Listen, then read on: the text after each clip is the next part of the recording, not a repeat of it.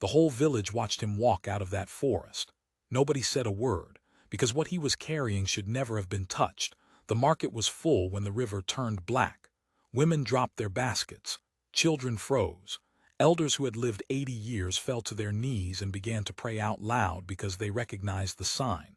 Someone in Irakan had done the unthinkable, and every eye in that market slowly turned in the same direction, toward Adami. Stay until the very end, because what that snake truly was will change the way you look at this world.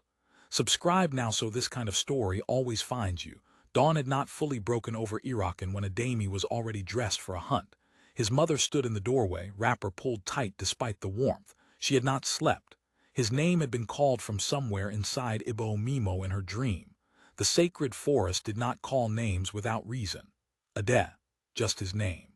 Quiet. Was always the warning. I will be back before the sun is high.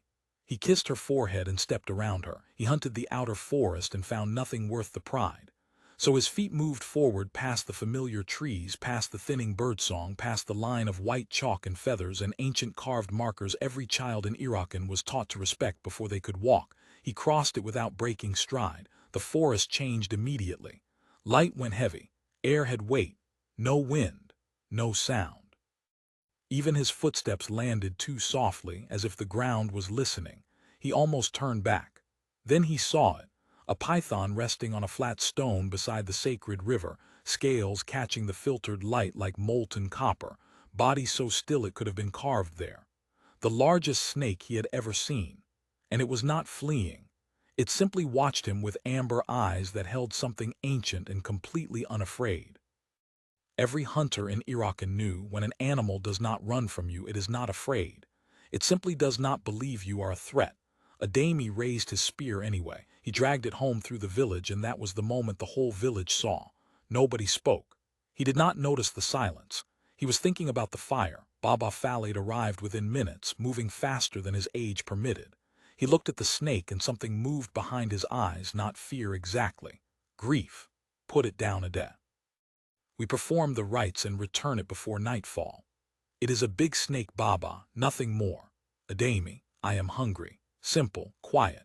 The way young men say things they will spend years regretting. He roasted it alone, ate every piece. And the moment the last of it was gone, every fire in the compound went out simultaneously.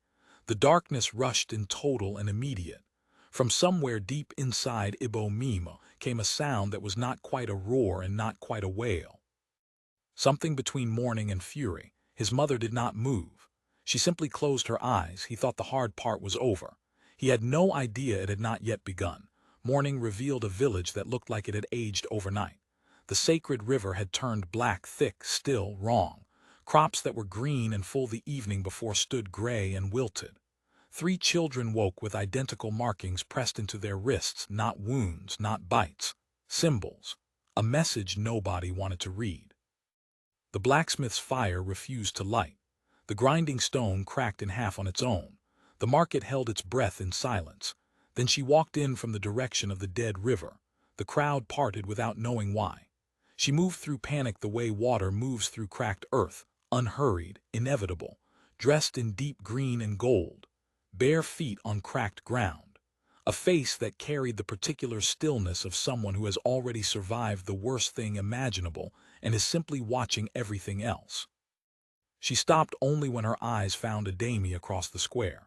She did not point, did not speak, simply looked at him the way a coming storm regards open farmland. Baba Falade saw her and his walking stick fell from his hand. The divination was unlike anything the younger villagers had witnessed. Palm nuts on the sacred tray, ancient chants, the elders in a circle, Adami placed in the center. The reading came in pieces, each piece worse than the last.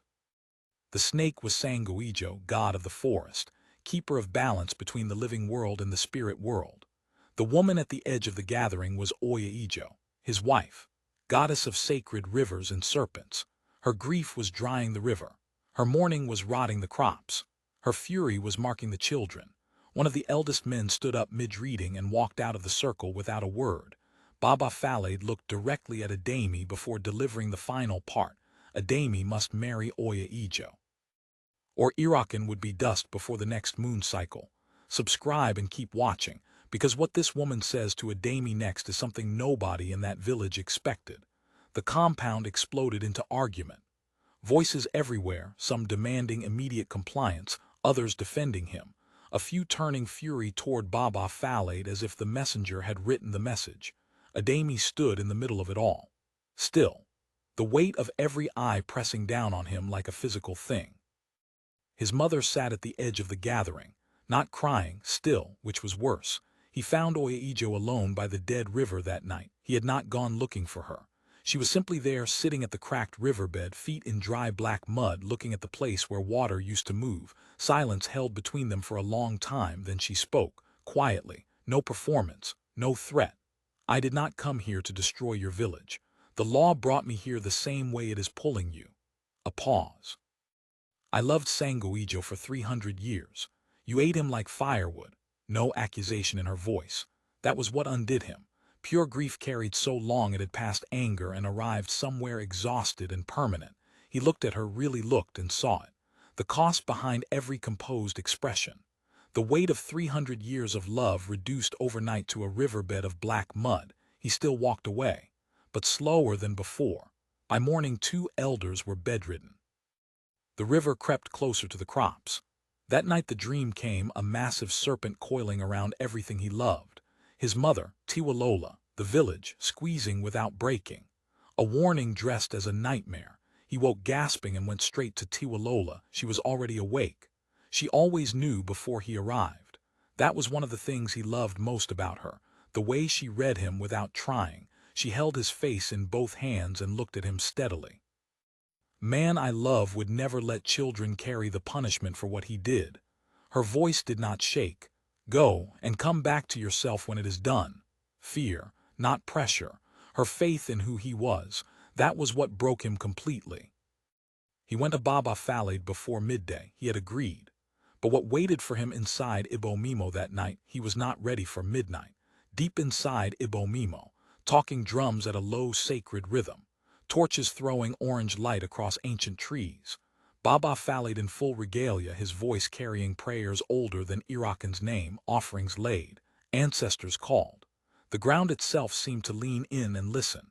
Ade and Oyaejo stood across from each other. Neither smiled. Both holding the careful stillness of people who have decided to walk through fire and are simply waiting for it to start. The moment the ceremony sealed, power surged through Adami from the ground upward. Ancient. Enormous, completely indifferent to whether he was ready. He dropped to one knee. When he looked up, Oyaejo was watching him. Something crossed her face, pulled back quickly, but not quickly enough. Not warmth exactly, something more careful. Recognition. The river began to flow again in the distance. Slowly, like a breath long held finally released, they returned to the village in silence. The land healed but slowly. The sacred law knew the difference between a ceremony and a genuine bond. Oyaejo made it plain the next morning. The land heals because the law was honored. Do not mistake that for anything more. I'm not mistaking anything. Ades said. They shared the same space the way two people occupy a room after an argument neither of them started. Careful distances. Words only when necessary. But small things accumulated without permission. The morning she showed him how to read the forest, which bend in the trees meant rain, which silence meant danger, and did not speak down to him once. The evening he made her laugh, a short surprised sound she shut down immediately, pressing her lips together like she was angry at herself for it.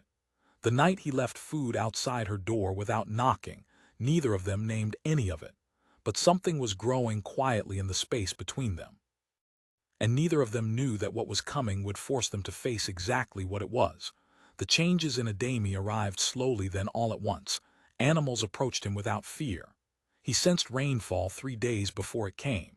He heard the forest the way you hear a conversation through a thin wall, not clearly but unmistakably present.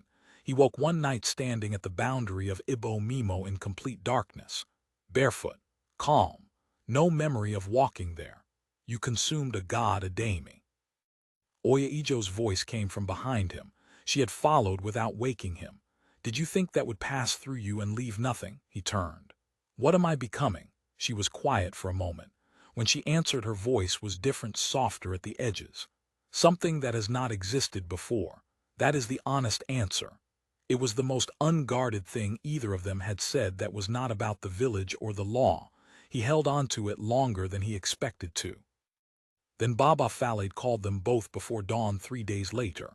His face carried the expression of a man who has discovered something he wishes he had not. The new reading dismantled everything. Ajigun, a spirit of chaos that fed on fractured worlds and broken balances, had arranged it all from the beginning. It was Ajigun who positioned Sangoijo on that rock, who made him appear still and killable, who breathed into Adami's pride that morning and whispered past every warning. Ade was not a careless hunter who stumbled into tragedy.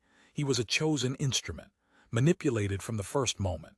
The silence that followed swallowed the room whole. Oyahijo stood slowly. When she looked at Adami, the walls she had maintained since the ceremony were simply gone. You were used, low and certain. So was I, so was my husband. The first time since the river turned black they were standing on the same side of something real. Ajigun did not wait. It came that same night, darkness descending on Irakan like a physical weight, wind bending the oldest trees sideways, the ground splitting in lines that glowed faintly at their edges. Oijo met it with everything she had. She was magnificent and ancient and terrifying in a way that made the watching villagers understand for the first time exactly what kind of being had been living quietly at their edge. But Ajigun was fed by years of manufactured grief and stolen chaos, and it was not enough. Ade threw his spear. It passed through like smoke. He stood useless in the destruction he had been manipulated into starting and watched her fight alone. And something inside him, something older than himself that had been growing since the forest, rose up with a fury that had no name. Stay right there, because what happens in the next moment is what this entire story was always building toward. Baba Falade's voice cut through the chaos. The power lives in the bond, not the ceremony. If it is real, use it now. Ade looked at Oyahijo, battered, bleeding at the temple, feet planted, still fighting, refusing to fall for something that had already taken everything from her once. He thought of the night she sat in dry black mud and told him the truth without armor. 300 years. He thought of the laugh she tried to swallow, the food at his door, the way she followed him to the forest boundary in the dark just to make sure he was safe without making it about herself. He walked through the chaos toward her. She saw him coming. Something broke open in her expression, not weakness. The specific courage it takes to let something matter again after loss has shown you exactly what mattering costs. He reached out his hand. She looked at it for one long moment. Then she took it. What rose between them carried the weight of every honest moment and every careful distance slowly crossed, and every small thing that had grown without permission between two people who had not chosen each other but had chosen, despite everything, to truly see each other. Ajigun dissolved, not with spectacle. Chaos simply returned to nothing when it met something it could not feed on. The sky cleared. The ground sealed. Irakan breathed again. Ade found Tiwalola at the edge of the celebration. She met him halfway. They stood close, the space between them full of everything that did not need to be said. You came back to yourself, softly, entirely, honest. But the part that came back is the part you believed in. She nodded, eyes bright and sad and full of a love that had already made its peace with its own shape. A goodbye with no bitterness. Only the clean ache of something real being honored and released. His mother held his face afterward and looked at him for a long time. You went into that forest a boy who thought he knew everything. I don't fully know what came back, a breath. But it came back with a good heart. That is enough for me. The final image was simple, Adami and Oyahijo at the edge of Ibo Mimo as the sun lowered behind the trees. The village alive behind them, the river running clear ahead. She spoke without looking at him. You are nothing like him, silence, but the forest trusts you. A smaller pause. That is not nothing. He almost smiled, the balance held. And in Irakan from that day forward they told their children, before you raise your hand against any creature of the forest, make sure you know what you are touching, because some things are not prey, some things are tests. And some tests, if you survive them, will make you into something the world did not know it needed.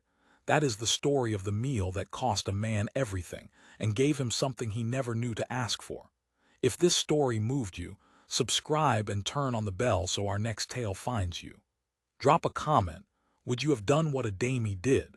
And share this with someone who needs to hear it today.